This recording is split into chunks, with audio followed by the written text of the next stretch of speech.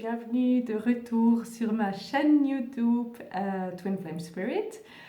Aujourd'hui, j'ai un nouveau sujet pour vous. Comme vous voyez dans le titre, hein, c'est est-ce que votre flamme jumelle vous fait pleurer? C'est une bonne question, je pense, parce que bien sûr, la réponse est non, justement. Non mais franchement, parfois on a l'impression qu'il ou elle nous fait pleurer, mais en fait c'est pas le cas, c'est pas ça. Et de toute façon, il faut dépasser ce stade où on est à la maison, ou je sais pas où, ou au cinéma, ou à une fête, ou avec des amis, et puis on a envie de pleurer parce qu'on pense mais il n'est pas là avec moi, et elle n'est pas là avec moi, mais j'aimerais tellement qu'elle soit là, mais si seulement il était ici maintenant avec moi. Ça, il faut dépasser, parce que c'est pas nous, et c'est pas c'est pas ce qui nous fera avancer. Et le but, ce n'est pas bien sûr que vous vous dites ok, je sens plus rien, je suis tellement à l'aise sans lui, je me sens super en forme sans lui. Le but, ce n'est pas de vous mentir, bien sûr. Le but, c'est de vraiment vous sentir à l'aise sans lui ou sans elle. Et ce n'est pas nier le sentiment que vous avez dans votre cœur, ici, boum boum. Hein? Votre cœur, il bat pour lui et pour elle. Oui, ça, oui. Et c'est ça qui vous fait avancer. Je l'ai dit plusieurs fois déjà dans toutes les vidéos que j'ai faites jusqu'à maintenant, mais je le redis. Je pense que je redis beaucoup de choses parce que je ne peux pas inventer de nouvelles choses. Donc à chaque fois, je répète quelques principes de base, je pense, et c'est bien parce que la répétition pour notre cerveau, c'est super, c'est super. Il faut écouter de nouveau, de nouveau, de nouveau jusqu'à ça va vraiment à l'intérieur et dans toutes nos cellules et que ça devienne notre seule vérité. Voilà. Mais en tout cas, c'est un stade qui n'est pas sain, je dirais, d'être la petite Florence ou la grande Florence ou la Catherine ou la... Non, c'est plus Catherine. C'est quoi maintenant? C'est plus Catherine, c'est aussi avec C. C'est Claudia? Non, j'ai oublié. Désolée, Catherine. Vous resterez Catherine maintenant. Mais en tout cas, c'est le but d'être tellement à l'aise avec cette petite Florence, la petite Catherine, le petit Boris. Ah oui, Boris, je me souviens. C'est tout petit, pas seulement les petits, bien sûr, l'enfant intérieur, pas seulement, mais vous, votre être entier qui doit être suffisant à vous et qui... Oui, et parce que vous êtes lui, vous êtes la flamme jumelle, en même temps, si vous suffisez à vous-même, lui, il ne vous manque pas, parce qu'il est vous. Vous avez compris? Oui, vous avez compris, c'est logique, oui. Alors, donc, déjà, c'est important, ce stade de il me manque tellement, il faut le dépasser. Donc, à chaque fois que vous sentez la perte, ou bien peut-être quand vous l'avez déjà connu, vous avez déjà été avec lui ou elle, vous sentez une peine, un malheur, un sentiment de perte. Je l'ai perdu, il n'est plus là. Donc ça, il faut le dépasser. Avec le travail que je vous ai expliqué, bien sûr. Hein. C'est un processus, soyez patient avec vous-même aussi. Donc, il faut dépasser ce stade, oui.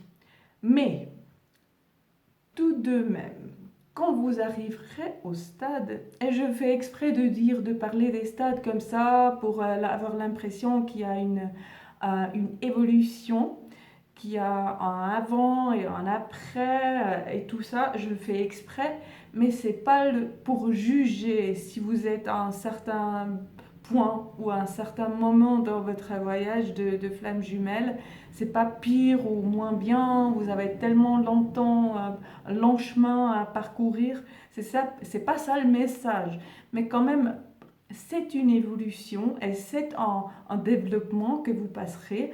Donc c'est aussi, je je veux me permettre, et à vous aussi, de parler de ces différents stades qu'on passe. Et c'est pas clairement défini, c'est pas un stade A et B, et je sais pas quoi. Mais c'est quand même à un moment donné, peut-être au début, si vous avez rompu avec votre flamme jumelle, et je pense qu'il y en a pas mal parmi vous qui ont rompu, qui étaient déjà avec votre flamme jumelle, donc qui ont déjà eu cet avant-goût, hein, cet hors-d'œuvre, ou bien ce pressentiment, c'est pas un pressentiment, hein, mais vous avez déjà senti comment c'est d'être avec lui. Donc c'est encore plus dur de vous séparer parce que vous n'êtes jamais séparés, il faut arriver à ça aussi. Vous n'êtes jamais séparés, mais physiquement, peut-être vous vous êtes séparés, donc vous sentez que cette peine et ce mal au cœur, c'est ça? Non, c'est pas ça. Mal au cœur, c'est quand on a envie de vomir, non? Mal au cœur. Ah, je suis plus sûre. Heartbreak. Et anglais? Oui. Quand votre cœur, il semble être cassé parce que vous vous êtes séparés. C'est ça la peine dont je parle. Donc c'est normal que au début, après la séparation, il faut faire les petits guillemets,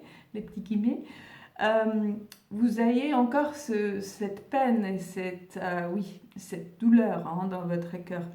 Donc c'est normal de pleurer, c'est normal de vous sentir détruite peut-être ou très seule, très abandonnée, sans espoir, oui. Mais ça passera, ça passe, je vous jure, ça passe, oui, ça passe et oui. Je pensais que j'allais pas le survivre, mais je l'ai survécu, oui. Parfois, je suis quand même impressionnée, quelle douleur, hein, l'être humain, il est conçu pour supporter et dépasser et guérir. Et du coup, il est plus là, vous pensez, ah, mais tout est un art. Mais, pardon, tellement en art que j'ai du mal à respirer, euh, mais vous voyez ce que je veux dire, que vous avez l'impression de mourir peut-être, et du coup, vous n'avez plus l'impression de mourir, vous allez assez bien, vous divertissez, vous prenez plaisir à la vie, et oui, du coup, c'est passé. Alors là, quand cette phase vraiment de cette première douleur est passée, je dirais, là, il est question de ne plus tomber dans le panneau, on dit tomber dans le panneau, dans le piège de penser qu'on ne peut plus vivre sans lui. Ça, je l'ai déjà dit plusieurs fois aussi. Donc, vous n'allez pas penser, ah, je n'arrive pas à vivre sans lui. Vous allez vous renfermer à la maison et pleurer. Non, c'est pas ça. Donc, c'est plus lui qui vous fait pleurer. Ce qui vous fait pleurer, c'est ça le message, voilà, j'y arrive. Ce qui vous fait pleurer vraiment, c'est votre...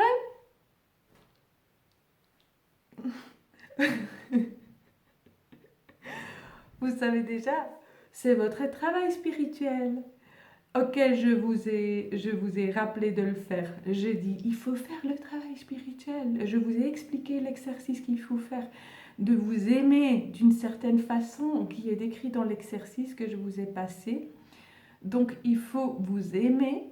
Et quand vous vous aimez de cette façon, de cette manière dont je vous ai expliqué, il y a quoi qui se passe? Il y a un processus d'intégration de votre soi véritable, je dirais, qui vous êtes vraiment. Donc vous allez intégrer toutes ces parts que vous aviez séparées de vous par le passé. Par exemple, vous étiez quelqu'un de très sensible et vos parents ont dit « Mais arrête de pleurer, mais tu fais la gueule tout le temps, mais arrête, il n'y a rien, arrête de pleurer. » Donc là, vous arrêtez de pleurer, voilà, vous êtes en paix, oui, apparemment. Et vous arrêtez de pleurer, vous arrêtez aussi de sentir que vous avez envie de pleurer. Parce qu'on vous a dit, ce que tu sens maintenant, ça vaut pas des larmes, ça vaut pas la peine de pleurer, donc c'est rien. Donc vous avez senti que c'était quelque chose qui valait pas la peine de pleurer, parce que vraiment, vous n'avez pas pensé, ça vous a fait pleurer. Mais vous avez eu la définition de quelqu'un d'adulte à qui vous aviez fait confiance, que ce n'est pas quelque chose pourquoi on pleure. Donc c'est pas une douleur, ce que vous sentez. Donc vous allez mémoriser ça. Ah, c'est pas une douleur, voilà. Alors je pleure pas, je pleure pas. Alors vous allez séparer la petite Florence. Je vous fais un bisou, Florence. Vous allez la séparer, la mettre dans un coin. Voilà, tu restes là, tu pleures plus, tu es plus sensible. Je ne veux plus avoir à voir avec toi. Tu fais plus partie de moi. Donc, par le travail que je vous ai expliqué, l'exercice, oui, on est à l'école. Il y a quelqu'un en allemand qui m'a dit, mais ça me rappelle l'école si vous dites exercice.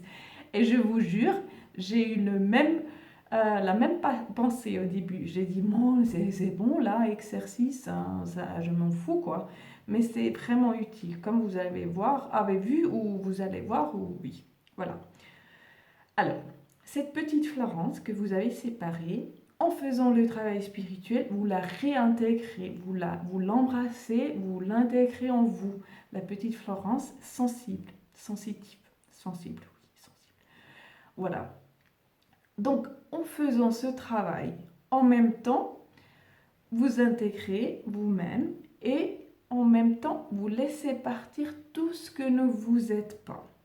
Donc, cette tristesse qui est en vous, mais que vous sentez peut-être plus, d'avoir séparé la Florence sensible de vous-même, elle est là, mais vous la sentez plus peut-être. Donc, en faisant ce travail, vous allez faire un travail qu'on appelle, qu'on nomme de purification. En anglais, c'est purge. Purging, je fais exprès d'ailleurs de vous donner aussi les noms en anglais parfois. Parce que oui, parfois peut-être je ne me souviens pas du nom en français, ou bien pour moi c'est comme le modèle en anglais, et de là je fais traduire les termes les plus essentiels. Donc voilà, purging en français c'est purifier, c'est un travail de purification. En fait, oui, ça, si vous bougez déjà depuis un moment dans le monde spirituel, vous le savez, hein, que pleurer, c'est purifier. C'est un processus de purification. Donc, je fais cette vidéo aussi pour redonner cette valeur au fait de pleurer, aux larmes. Valorisons nos larmes. Voilà le message. C'est bon, non? Donc, en laissant partir cette tristesse à travers les larmes, à travers la tristesse justement que vous sentez, vous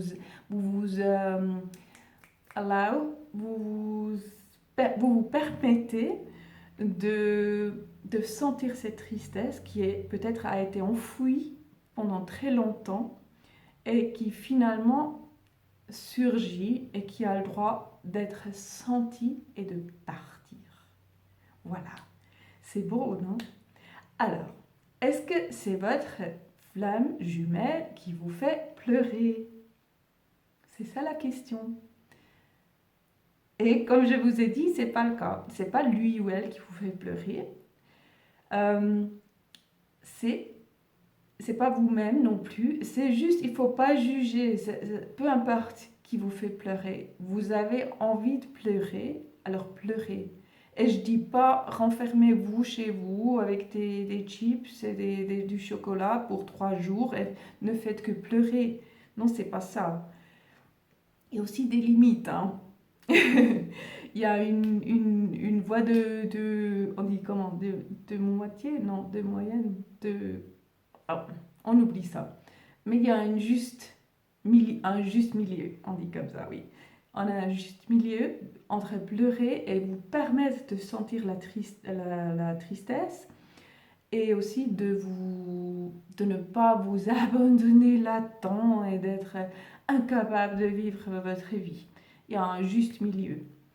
Mais ce que je peux vous dire, c'est que, oui, justement, de valoriser cet acte de pleurer qui est un acte de purification qui est un acte de laisser aller tout ce que ne vous êtes pas, parce que vous n'êtes pas la tristesse.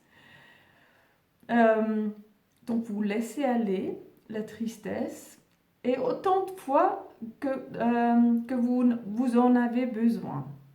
Parfois, c'est des vies et des vies intérieures, je ne vais pas entrer là-dedans, que vous n'étiez pas permis de pleurer, d'être triste, ou bien juste cette vie-là, déjà, vous étiez toujours forte, vous étiez toujours supérieure, au-dessus, ou bien à la hauteur de vos tâches, de ce que on vous demandait, vous étiez toujours à la hauteur, vous n'êtes jamais permis de pleurer, d'être triste et tout ça. Alors là, tout est enfoui et là, vous release, vous laissez aller ces tristesses et ces larmes. Donc, valorisez ces jours et valorisez aussi ce pas qui est le dernier pas du travail spirituel. Ça veut dire, vous sentez bien. Ensuite, vous avez un ennui. J'ai fait plein d'exemples dans les vidéos antérieures. Un ennui qui vient, qui vous met en dehors de vous, avec votre flamme jumelle, avec votre patronne, avec votre mère, avec tout ça, ou bien un de ces facteurs. Ensuite, vous guérissez ça, vous faites l'exercice de miroir que je vous ai expliqué. Vous allez voir pourquoi ça vous met hors de vous. Et ensuite, vous intégrez cette partie séparée de vous. Et comme dernier pas, c'est pas vraiment un pas que vous faites activement, mais c'est quelque chose qui arrive plutôt, qui est une conséquence logique de votre travail spirituel. Alors là, il y a les larmes, ou bien cette tristesse, on dit tristesse, oui, cette tristesse qui part. Et ces larmes qui partent, et tout ce que ne vous êtes pas qui part. Donc c'est vraiment quelque chose de bénéfique. On dit bénéfique? Oui. De bénéficieux. Quelque chose de bien, quoi. Quelque chose de très bien qui vous arrive de pleurer. Alors, leçon pour aujourd'hui, valorisez vos larmes, valorisez vos sentiments. Ça, c'est important aussi. Sentez vos sentiments. Faites le choix de sentir vos sentiments. Moi, je dis, je sais pas, 5 fois par jour, je choisis de sentir mes sentiments. Parce que c'est pas évident, on n'est pas éduqué à faire ça, on est éduqué à fonctionner, à être de bons esclaves à la société, à notre système économique. Je vais pas m'en perdre là-dedans non plus. Mais vous voyez, on n'est pas éduqué à sentir. Donc là, c'est vraiment, il s'agit de sentir. Et si vous ouvrez votre cœur aux sentiments qui puissent être là, il y a aussi la tristesse qui vient. Donc, permettez-vous de sentir, permettez-vous de pleurer et voyez ça comme un acte digne, un acte noble presque, que vous arrivez à apprécier. Oui, c'est ça. Parfois, oui, vous arrivez à apprécier le fait de pleurer parce que vous savez maintenant quelle est la valeur et vous savez quelle est the meaning, oui. C'est cruel parfois. Vous savez, la raison, pas seulement la raison, mais oui. Bon, ça me vient pas là, non, mais bon. Donc voilà. Donc c'est pas votre flamme jumelle qui vous fait pleuvoir. Oh mon Dieu. Qui vous fait pleurer. C'est en fait le travail spirituel. Donc soyez fiers de vous, d'avoir fait ce travail et d'avoir eu ce laisser aller, cette purification. Voilà, c'est ça le message d'aujourd'hui. Je vais vous remercier. Il y en a pas mal qui me regardent jusqu'à maintenant. Il y en a pas mal parmi vous qui me regardent. J'ai vu les chiffres, c'est un peu oh là là, il faut que je change quelque chose. Non, je reste comme je suis. Mais je vous suis toujours entièrement reconnaissante de me faire confiance, de supporter mon accent. Je le sens, je l'entends moi-même, donc voilà. Mais c'est bon, non, mais ça me fait énormément plaisir. Tous vos commentaires me font énormément plaisir. Vous êtes tellement, mais tellement adorables. Je vous aime très fort. Je dis pas ça à la légère, c'est vraiment, c'est vrai. Vous êtes tellement gentils avec moi. Et je vous apprécie très, très, très, très fortement. Ça se dit oui. Alors, je vous embrasse. Si vous avez des commentaires, si vous avez des questions, comme toujours, laissez-moi vos questions, vos commentaires. Vous pouvez aussi partager mes vidéos. Ça, je ne l'ai pas dit jusqu'à maintenant. Vous abonner, oui, ça, vous l'avez déjà fait. Quelques-uns et quelques-unes parmi vous. Vous pouvez partager, vous pouvez les mettre dans des groupes de flammes jumelles ou je sais pas où ça vous semble utile. Et je me réjouis si j'arrive à joindre le plus de monde possible. Parce que oui, oui, ça, je me réjouis de faire les vidéos, mais aussi quand je suis regardée et quand je suis écoutée.